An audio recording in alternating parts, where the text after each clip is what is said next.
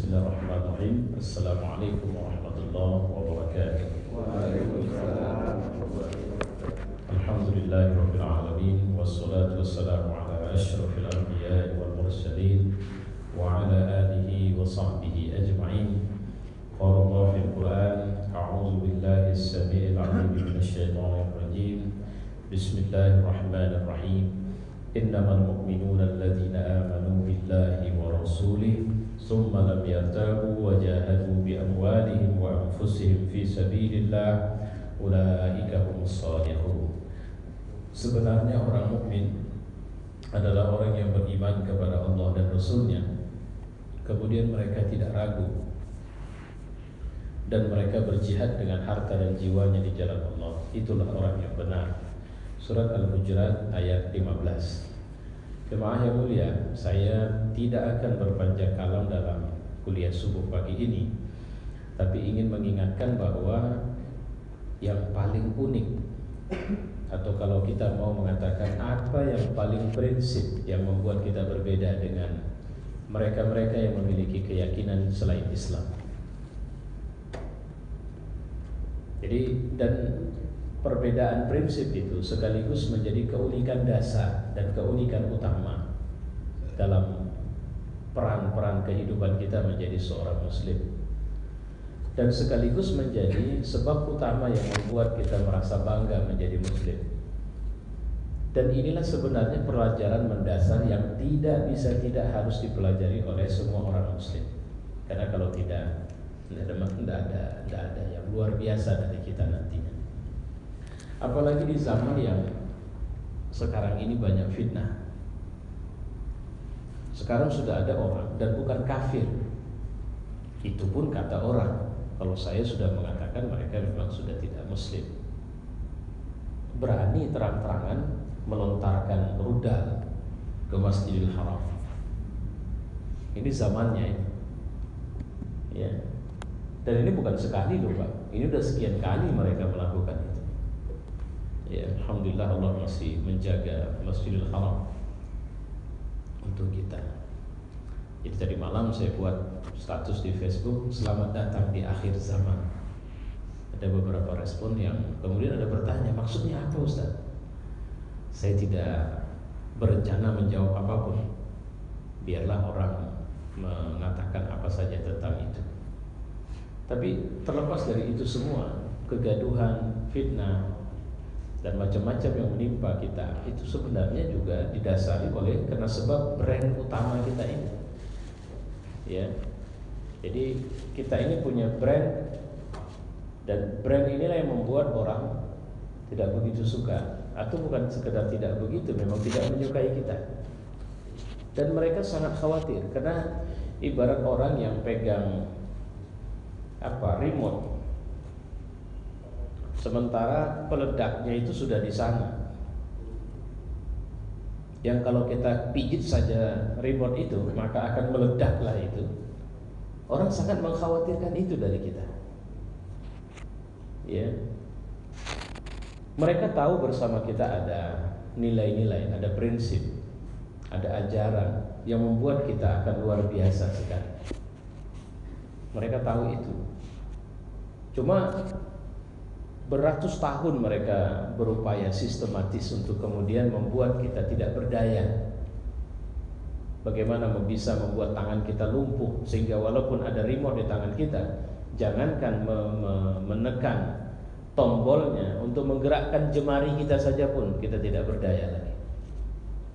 Dan itu mereka lakukan terus-menerus, ya, dengan melakukan cuci otak macam-macam terhadap kita. Sampai pada tingkat ada orang yang kekurang ajarannya terhadap agama ini jauh lebih dari orang-orang yang seharusnya kita kira bersikap kurang ajar terhadap Islam.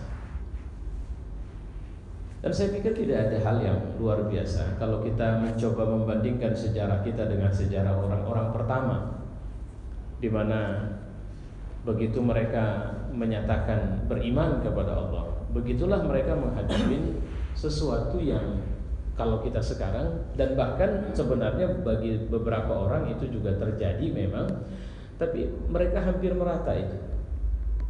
Apa yang saya maksud? Bentuknya mihnah. Jadi mihnah itu bisa datang dari dalam, bisa datang dari luar. Datang dari luar dalam bentuk tekanan, penyakit, kesakitan, penyiksaan, di mana setelah mereka menyatakan diri sebagai muslim, keuntungan dunia tidak seberapa.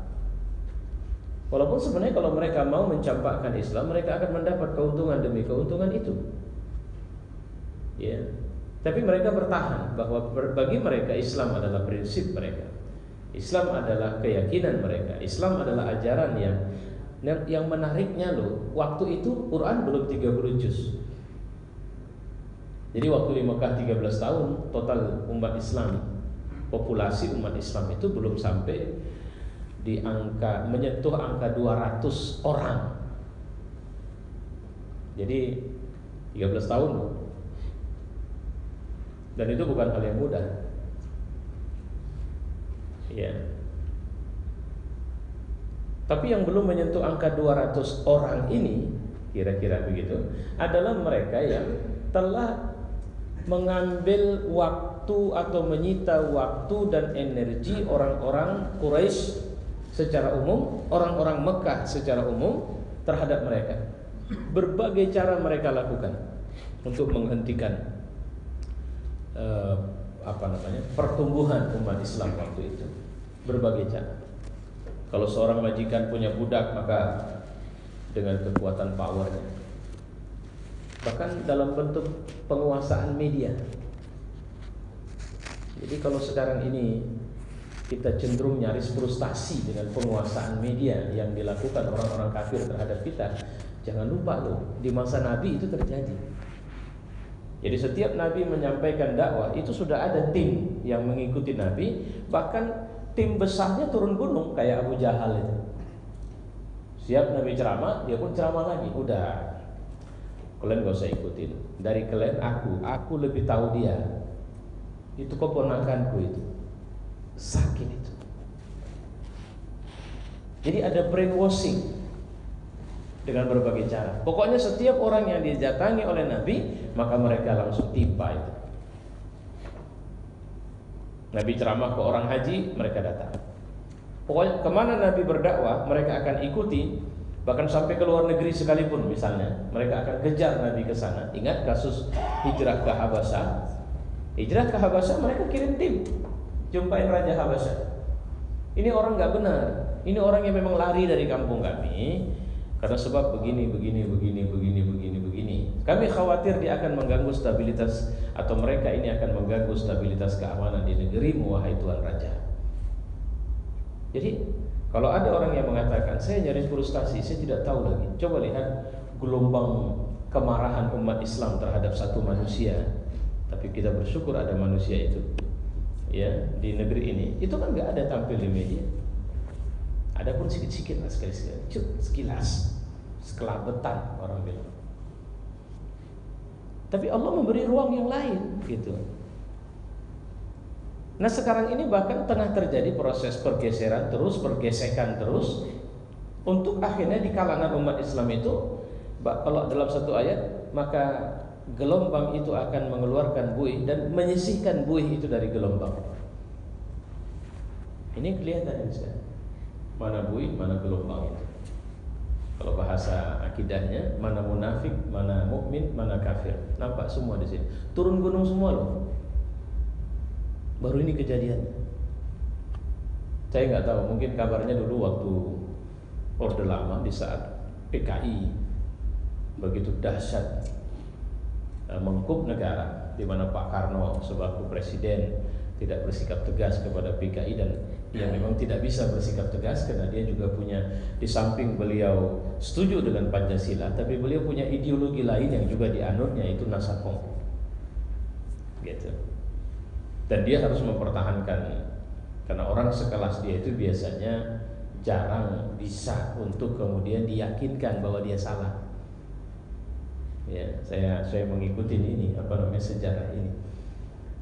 Yang terjadi kemudian ya itu, ada resolusi dari umat Islam, ada kekuatan menggumpal dan mengkristal dari umat Islam untuk menjadi kekuatan bumper negeri ini waktu itu. Kayaknya ini episode kedua. Jadi kalau tidak Nah persoalannya sekarang, wallahu a'lam bishawab, apa yang bakal terjadi? Ini keras sama keras ya. Nah, cuma persoalannya tinggal melihat kita tidak punya kekuatan kecuali menyandarkan itu kepada Allah. Dan ini yang saya bilang, ini unik ini. Dan ini yang kemudian harus kita hidupkan di semua. Ibarat lampu ini harus di-on-kan semua di kalangan umat Islam. Dan ada cara untuk meng-on-kan ini. Jadi Ahok ini semacam tombol ini. Begitu dipijit tombol ini maka hidup semuanya. Satu Indonesia sekarang. Ya. Ada yang memang terpaksa kita harus datang ke satu-satu ini. Cara hidupkan. Jadi manual masih. Nah, kalau ini sudah otomatis ya. Dan akhirnya terus. Makanya kemarin ada orang tanya sama saya, kenapa Pak lama kan di penjara? Kenapa pemerintah tidak punya etika? Sebenarnya pemerintah bukan tidak punya etika, Allah belum mau. Kenapa? Kita belum lurus dan rapat ini barisan. Walaupun udah nggak pakai lagi bahasa ormas apa kan nggak nampak itu yang kelompok anu turun. Enggak, sekarang sudah aliansi. Bahasanya sudah begitu. Jadi pakaiannya udah sama itu. Udah nggak, itu orang itu kayak tadi kita sholat. Kalau saya ingat sejarah sholat saya di masjid kita ini, subuh saya udah 2 kali di masjid. Ramadan sekali, ini sekali. Pas Ramadan pakai kunut saya. Sekarang saya nggak pakai kunut. Saya tadi siap sholat ninggalin muka bapak, rupanya nggak ada masalah gitu kan. Jadi artinya memang sudah tidak masalah, kira-kira begitulah dia. Jadi artinya apa? Udah itu wilayah kecil, yang ini ada wilayah besar sebagai. Cuma apapun ceritanya, nanti kalau kita bawa dalam manhaj yang lebih atau pemahaman yang lebih dalam, saya melihat bahwa persoalan kita ini sekarang antara Islam sebagai nilai yang kemudian mewarnai atau mempengaruhi, atau ibarat cairan warna ditaruh ke air putih maka dia menyelimuti, atau bercampur gitu ya. Islam sebagai nilai kemudian mewarnai, menyelimuti, mempengaruhi, mensibghah kalau bahasa Quran itu karakter kita, sehingga muncullah manusia-manusia Islami. Itu yang harus kita kerjain itu sekarang. Jadi kalau bicara Islami, saya hakul yakin bahwa bersama Islam kita sukses dunia dan sukses akhirat, dan Allah sudah buktiin itu. Amerika, Thailand, Thailand juga bisa masuk dalam kelas itu walaupun dia di bawah ya. Amerika, negara-negara maju lah maksud saya, Singapura, Korea, Cina, beberapa negara Eropa itu. Apa pertanyaannya? Menurut Bapak mereka Islami atau tidak? Karena sebab Islamilah Allah kasih dunia itu sama mereka. Terlepas dari karena mereka tidak Islam, maka ada titik-titik yang juga mereka itu bermasalah dan menyebabkan kita kerepotan menghadapinya. Faktanya kenapa negeri-negeri Muslim berada pada situasi negatif, miskin, bodoh, bertengkar, perang? Jawabannya di mana? Karena Islam tidak hidup dalam karakter kita sehingga kita menjadi Islam. Apa contohnya? Bersih. Benar nggak? Islam concern di mana kita harus bayar zakat. Ternyata faktanya umat Islam lebih banyak terima zakat. Islam concern bahwa kita punya sistem kendali, bahwa posisi apapun dalam hidup tidak akan membuat kita panik dan meninggalkan Tuhan, dengan adanya konsep rukun Islam yang salah satunya adalah puasa. Yang inti puasa itu pengendalian diri, yang akhirnya tapi faktanya ternyata tidak. Kenapa? Karena kalau kita lihat puasa kita itu lebih banyak cerita makan. Kita tidak sedang cerita puasa, kita sudah tidak sedang latihan puasa di situ.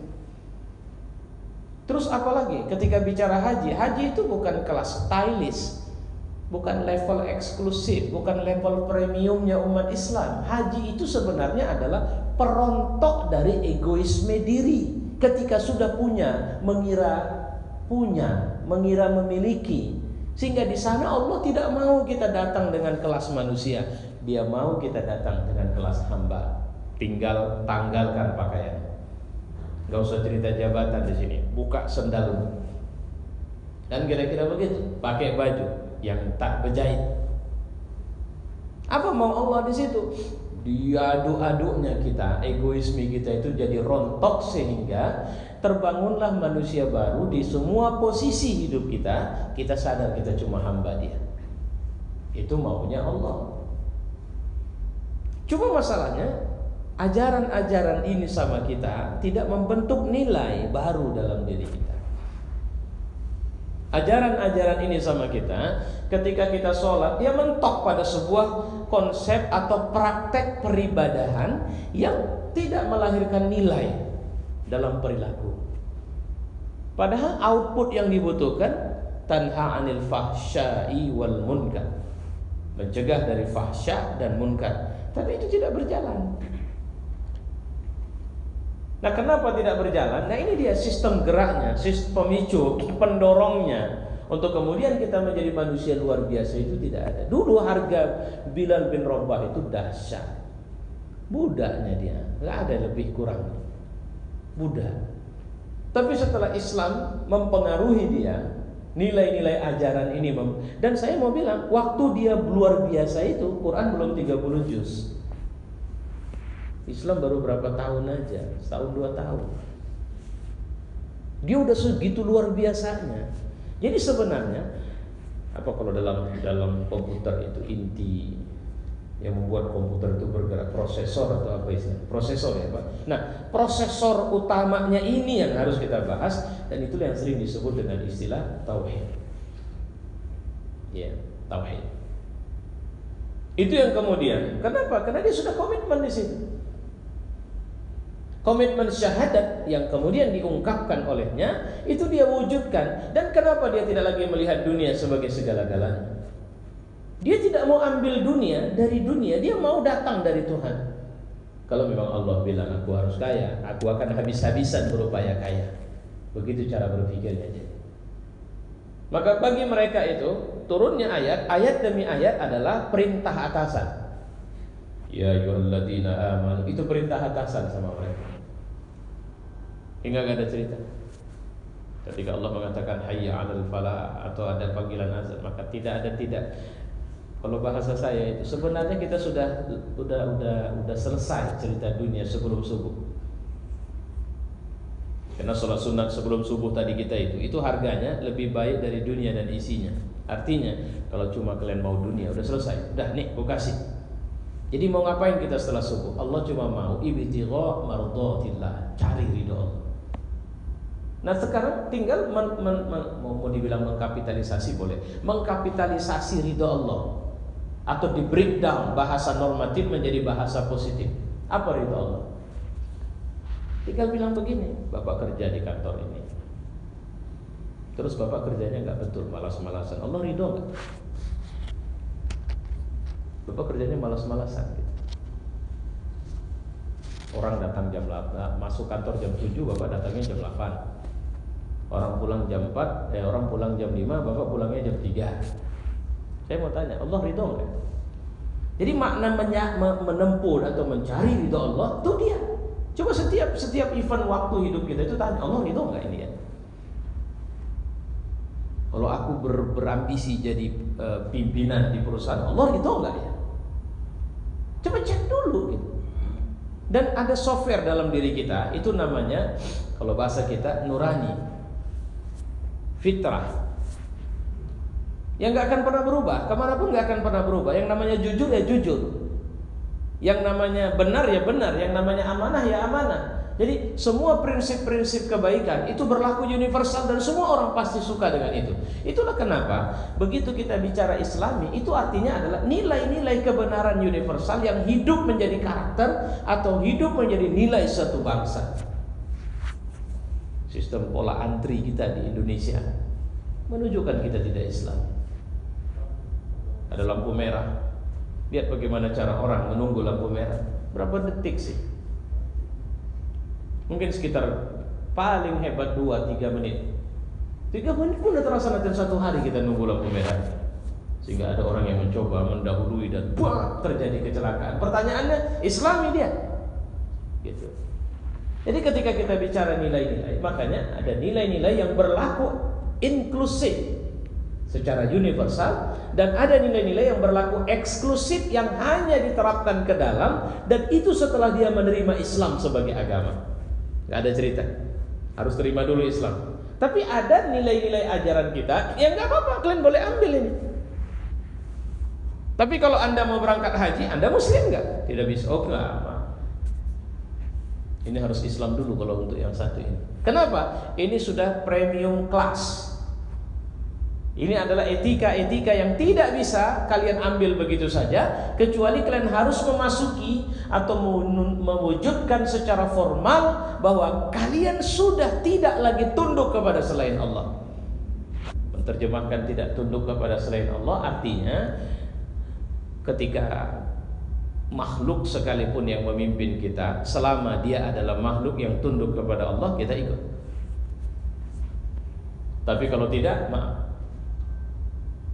walau harga besar. Itu yang dibuat oleh Ubadah. Ketika ayat Maidah 51 turun, lantas dia punya relasi, koneksi cukup banyak loh sama orang Yahudi, yang kalau dirupiahkan bahasa kita besar. Ini kan persoalan kepentingan, interest. Apalagi adanya masukan. Jadi begitu ayat ini turun, dia datang Nabi, "Ya Rasulullah, kalau ayat ini sudah turun aku ikut. Aku punya koneksi lama ini sama orang-orang Yahudi ini. Tapi kalau memang begini ceritanya, udah aku berhenti. Aku putus semua hubungan bisnisku dengan mereka. Pertemanan atau apapun yang selama ini aku bangun, aku putus. Aku ikut Allah dan Rasul." Abdullah bin Ubay bilang tidak. "Oh maaf ya, jauh sebelum kau pindah ke Madinah, aku udah punya hubungan. Jangan, bukan karena gara-gara kau pula Jadi kalau begitu untuk ayat yang satu ini, maaf aku nggak bisa ikut." Sama kan sekarang begitu. Kalau ayat yang satu ini bilang, "Al-adullukum ala tijarah." Itulah terjemah yang lain. Kalau persoalan ini tijarah, kalau persoalan ini bisnis, "Al-adullukum ala tijaratin tunjikum min adzabin alim." Mau nggak aku kasih tahu bisnis yang itu buat kalian selamat dari azab yang pedih? Dan itu artinya apa? Kalian harus punya ketundukan yang pasti kepadaku. Jangan sisakan keraguan. Aku Tuhan loh. Matahari itu aku yang atur. Semesta ini aku yang atur. Jantung kalian itu aku yang genggam. Hati kalian itu aku yang pegang. Dari ujung rambut sampai ujung kaki kalian itu sebenarnya milikku. Nah, aku mau ajak kalian bisnis sama aku. Jadi tinggal sekarang, adakah kepercayaan penuh kepada Allah? Kalau ada, kita harus pada posisi sam'an wa ta'atan. Selama itu datang dari Allah, kami ikut. Dan Allah mengatakan tidak akan rugi kalian dunia akhirat, tidak akan rugi. Ya. Lihat bagaimana negara-negara yang mereka mengalami fitnah dalam bentuk serangan fisik. Apa yang terjadi sama mereka? Bahwa yang terjadi kepada mereka, lihatlah, mereka mengeluarkan begitu banyak modal hanya untuk mencoba memadamkan cahaya Allah di sana. Tapi mereka tidak berdaya sampai sekarang. Apa yang kurang?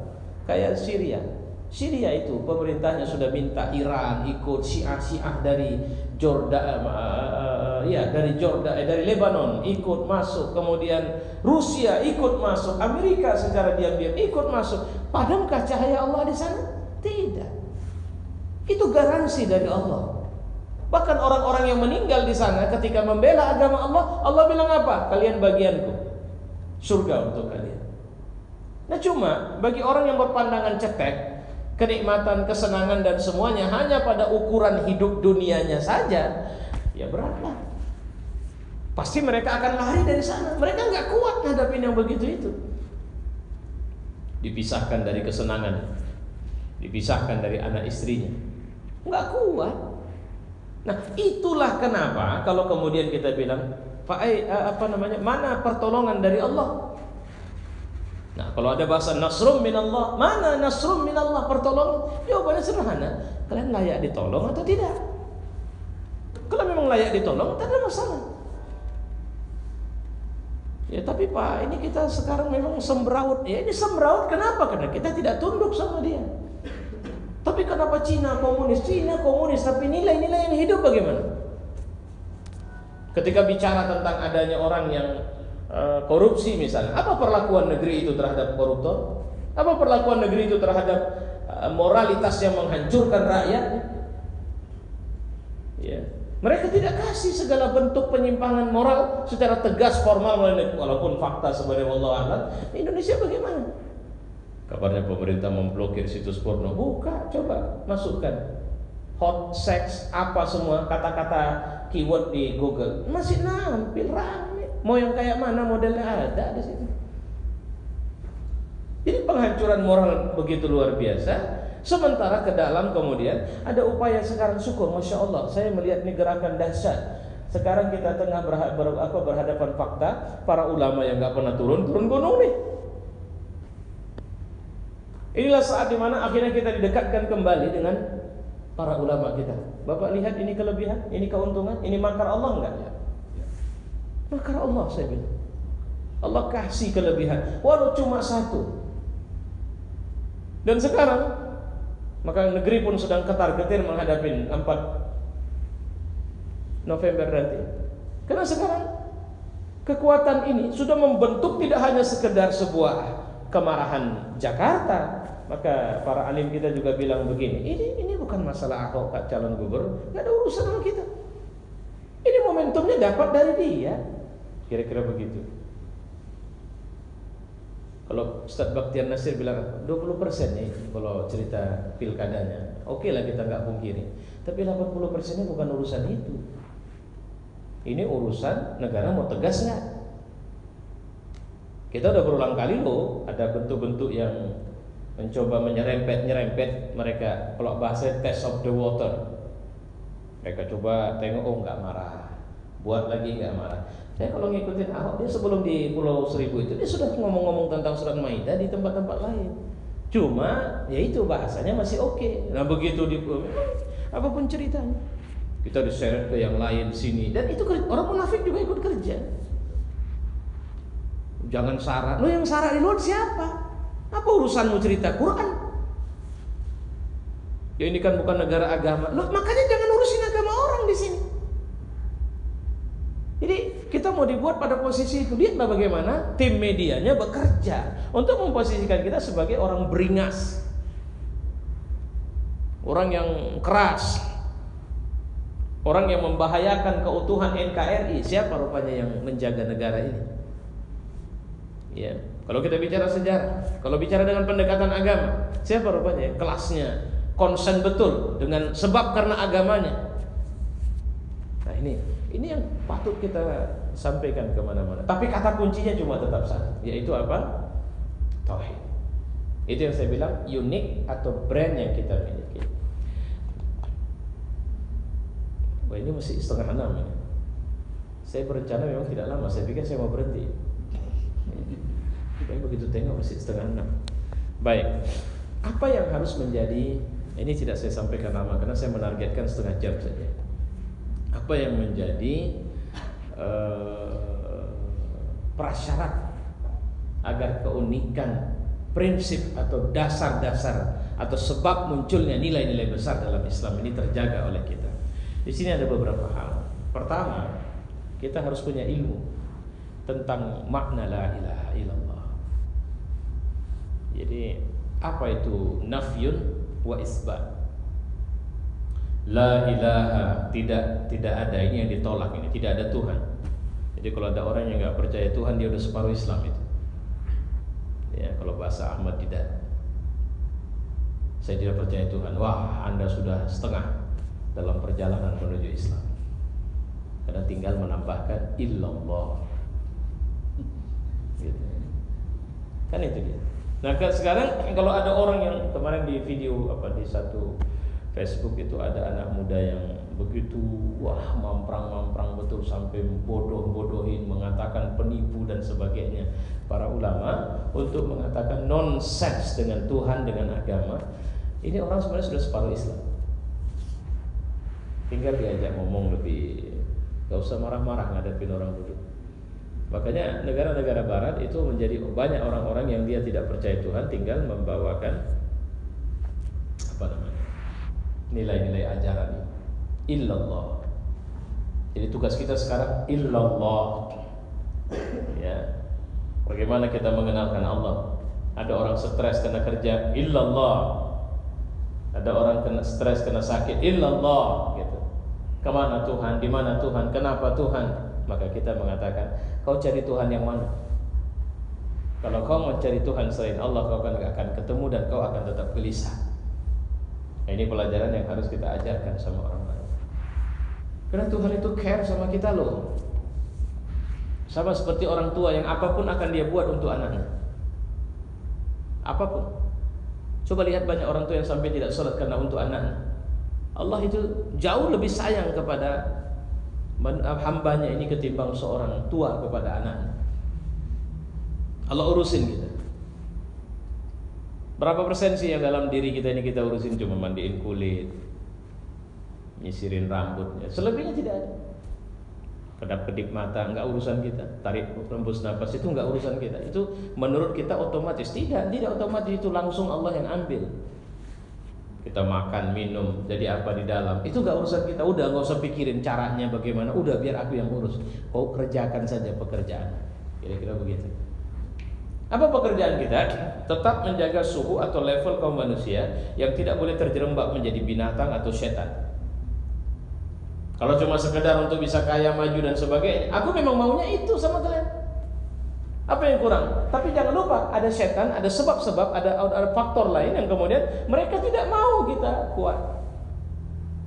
Maka mereka kondisikan kita terus. Lihat Indonesia, smartphone.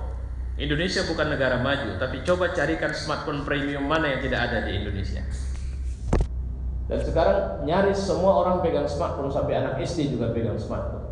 Tapi pertanyaannya, smartphone itu apakah dipegang dengan cara yang smart, digunakan dengan cara yang smart? Tidak. Berapa kali saya asal membuka iPad saya, maka anak-anak, kalau ada anak-anak tanya, Pak, ada gamenya. Kenapa? Bagi mereka itu adalah alat mainan mereka. Padahal ini very smart.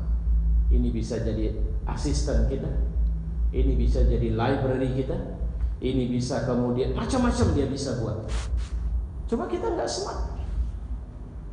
Kita lebih banyak main ke sosial media. Di sosmed juga kerjaan kita kalau sudah buka, misalnya Facebook, kerjaan kita cuma scroll up, scroll down, scroll up, scroll down, like, share, like, begitu. Saya khawatir yang banyak begitu artikel yang banyak itu di sosial media, khusus misalnya di WhatsApp. Saya duga kuat sebagian besar kita tidak baca itu. Cuma begitu cantik awalnya share, sampai yang hoak-hoak pun ke share, dan berulang-ulang di share. Nggak baca, antara awal sama akhir nggak jelas. Jadi jangan lupa setan juga ikut berseliweran di situ. Nah itu dia. Maka jangan bodoh di sini. Nah yang selanjutnya insya Allah itu di pengajian yang mendatang kita akan kaji itu supaya bisa dipanggil lagi kemari kan. Karena panjang ini, kalau nggak pulang kita nanti. Assalamualaikum warahmatullahi wabarakatuh.